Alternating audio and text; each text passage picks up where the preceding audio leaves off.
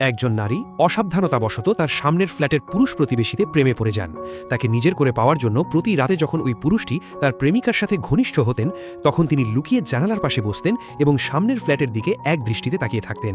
তবে তিনি যা জানতেন না তা হল, তিনি যাকে নিজের করে পেতে চেয়েছিলেন সেই পুরুষ প্রতিবেশীটিও দীর্ঘদিন ধরে তার প্রতি লোলুপ দৃষ্টি বজায় রেখেছিলেন।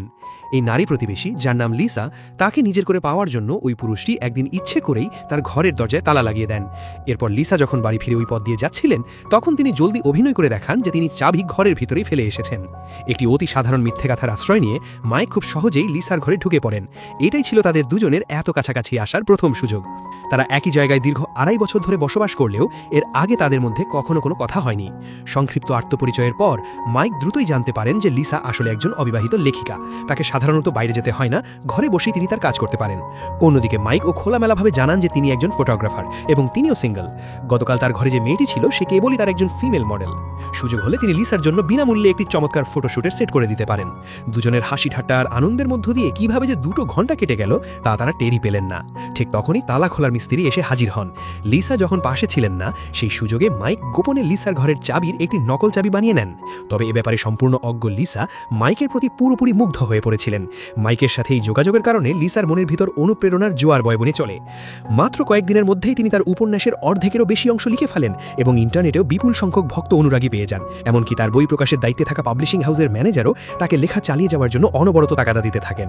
পাঠকরা সবাই জানতে চাচ্ছিলেন গল্পের পরবর্তী অংশে কি হতে যাচ্ছে।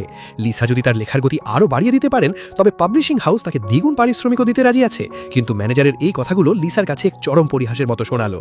আমি বিশ্বাস করি উপন্যাসের রোমাঞ্চের মাত্রা আরও কিছুটা বাড়ানোর জন্য এবং নিজের ভিতরে দোলাচল কাটানোর জন্য লিসা যখন মাইকের দরজার পাশ দিয়ে যাচ্ছিলেন, তখন তার মনের ভিতর এক দমিয়ে রাখা তীব্র আকাঙ্ক্ষা জেগে ওঠে। নিজের লেখালেখির ক্যারিয়ারের জন্য এবং নিজের মনের সুপ্ত ইচ্ছা পূরণের জন্য কিছুক্ষণ ভাবার পর লিসা দৃঢ়ভাবে মাইকের দরজা নক করেন। মধ্যরাতে এমন এক নির্জন ঘরে একা এক নারী আর এক পুরুষ, তাদের মনের গোপন উদ্দেশ্য একে অপরের কাছে ইতিমধ্যেই পরিষ্কার ছিল।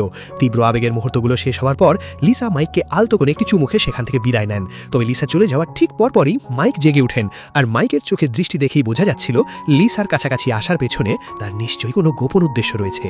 পরদিন সকালে সামনের ফ্ল্যাটে মাইককে ঘরে থাকতে দেখে লিসা তার চোখের সামনেই আস্তে আস্তে নিজের জামার বোতামগুলো খুলতে শুরু করেন আর এক চিলটে দুষ্টুমি ভরা নিহার সামনের দিকে তাকান। মাইক ওই দৃশ্য দেখে দমে যাওয়ার পাত্র ছিলেন না। তিনি তৎক্ষণাৎ নিজের সোয়েটারটি খুলে ফেলেন। মাইককে এভাবে ফাঁদে পা দেখে লিসা আরও সাহসী হয়ে ওঠেন এবং সরাসরি তার কোটটি খুলে ফেলেন। আর ঠিক তার পরের মুহূর্তেই ওই পুরুষটি সরাসরি এসে লিসার ঘরের দরজা খোলার জন্য চাবি ঘোরাতে শুরু করেন। তো বন্ধুরা, এই ভিডিওর পরের অংশ দেখতে কমেন্ট বক্সে পার্ট 2 লিখে দিন।